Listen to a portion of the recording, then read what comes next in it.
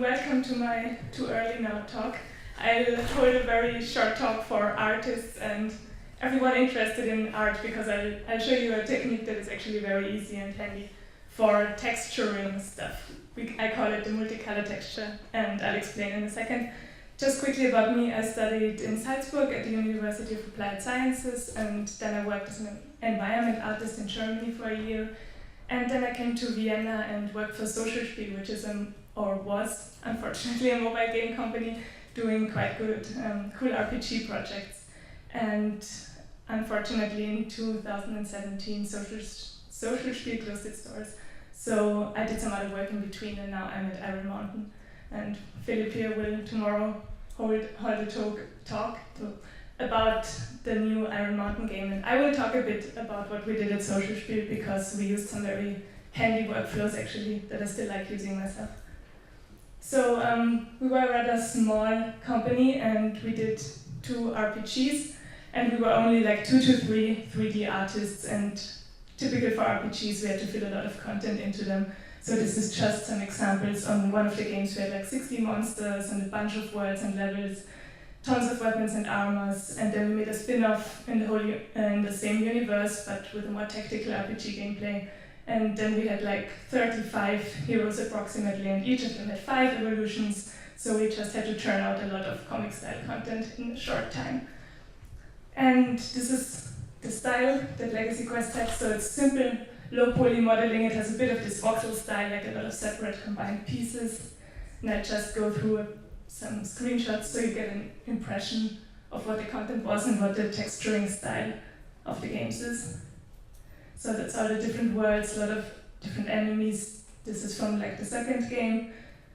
Bunch of NPCs and player characters and different monsters and bosses. And these are all the heroes we did for the second game, and each of them had 5 evolutions, so I think you see what we're getting at. A lot of content and like maybe a few days just for a character.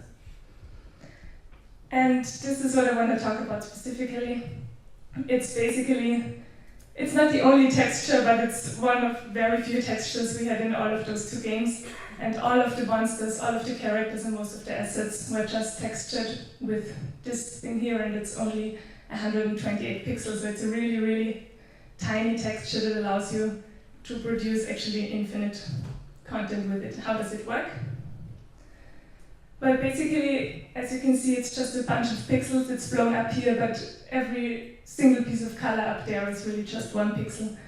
And we started out, was like the very early org prototype, and we just gave it these colors. It's completely green, it has 1 brown for the trousers, and that's basically made with the colors down there. And it's nice, but it's not super exciting, so we thought, how can we expand on that? And we started making some other fields that you can see up there, some gradients, some fields with alternate patterns and pixels repeating, and we used it to texture. And the guy here on the right, that's how he looked in the final version of the game. And you can see, for example, on his shield, it's textured with the brown area up there, and it just uses 1 dark pixel, 1 light pixel, 1 dark pixel again, and as the texture gets blown up on the model, you get this nice gradient. And every wooden piece of his shield is just 1 plane, and yet you can get a bit of this rounded look and some nice detail, and you can support the shape with it. And the same goes for him. He has like the toes and the fingers and everything. They all have this nice kind of gradient. You can just pick some pixels. And the big black area is basically what would have been free if we had made a 3rd part or whatever. We just kept adding pixels if we needed them. There would have still been a lot of space to go on with. So this is just some other examples. For example, this nice meat thing is just what I described now, just picking 2 pixels, and the color, like the gradient in between, gets produced automatically. Then here on the bottom left, we have some alternating dark and light pixels, and you get this nice like rippling effect. We used it for the trunk, but we also used it for everything like ropes or the hilt of the sword down there. So it's 10 pixels, and still it gives a nice effect. Or the sword and the ski on the right, which is basically gold and silver.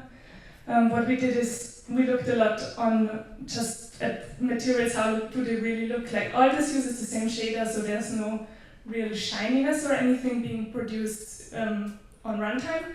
but we are just doing it the same way you would draw it. What makes a metal look like a metal? It's that there's a gradient from quite dark tones to quite light tones, and on different surfaces you have this gradient running in different directions. And so you can see for gold it's just very light yellow, and then all kinds of tones to a very dark brown. And that's what makes this effect that it looks kind of like a shiny metal. And the same goes for the blade, just with like silver and blue tones. That's just another explanation, and you can see now how we UV layouted it. Like usually most low poly assets or high poly assets, you unwrap them completely, and then you paint a texture on it by hand or in Substance or whatever. And we did it the other way around. We had the pixels, and we made a UV layout, for example, the gem. And you have to think a bit more even maybe about how surfaces react and what gives them their characteristic look that makes them recognizable. Like if I would texture, I don't know, a metal in a new software like Substance Painter, for example, with a whole PBR workflow, I can just define it's a metal, I give it one gray color, and all the shine, all the reflectiveness, all that gets generated by the PBR shader material. And that's not what happened here. Here you have to kind of compensate for it yourself.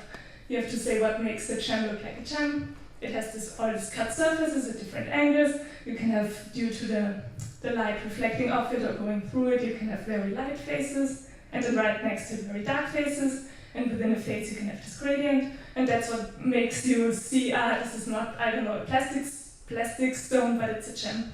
So we projected on every surface. We laid out here on this like 6 pixels going from dark red to white, and you get this look, the gem.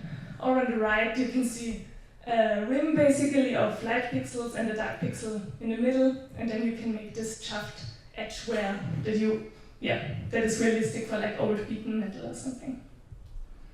And this is just a working tip. This is Maya, but I'm sure every 3D software has it. You can either see it like blurred and filtered, which tells you what kind of gradient you will get, or for working you can just put the crisp display on and work with that. This is just some examples. It's like a whole set of plans that you could basically extend on endlessly with the same few pixels. One of the characters you can see again is what I showed you before with the mammoth trunk or rope. That's the same thing that's used for his horns.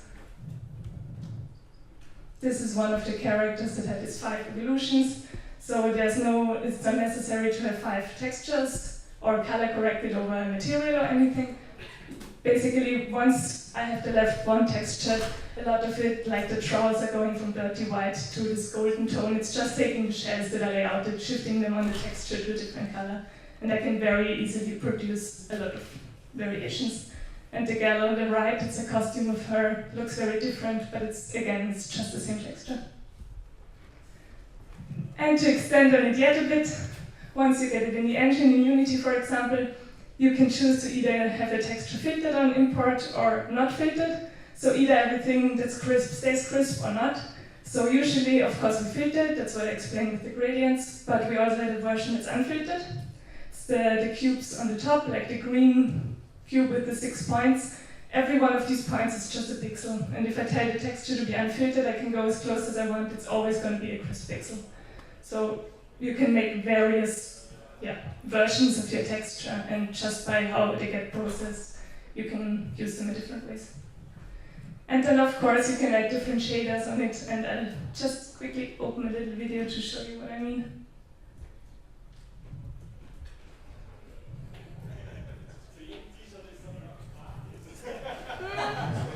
Let's see if we can get through that, otherwise I'll skip it. Okay, we'll probably skip it. Don't worry, No? Yes. Beautiful. So there on the top we talked about the gems before. We combine it with a shader that just lets an additional white gradient roll over the whole thing. Or there in the middle with the vases, you can see what happens with the filtered and unfiltered version. And we added an ambient, we called it an ambient shader. You could use an emissive shader or anything that makes it lighter. Once again. And then you get this glowing effect, or just put vertex animation on it, whatever. It's literally just one texture for all of it.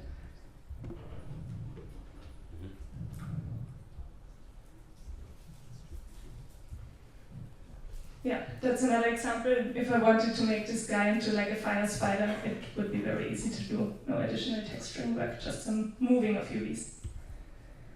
Okay, thanks. That's something I did in my spare time with my private version of Multicolor in like 2 hours. Super practical for just quickly doing things, maybe for prototyping. I really like it. And if you have questions, like with everyone else, talk to me. A short Q&A should be fine, since we have to set up this anyway. So a short Q&A should be fine. Yeah. Questions? If you have any. Okay, then meet Regina by the fridge. I will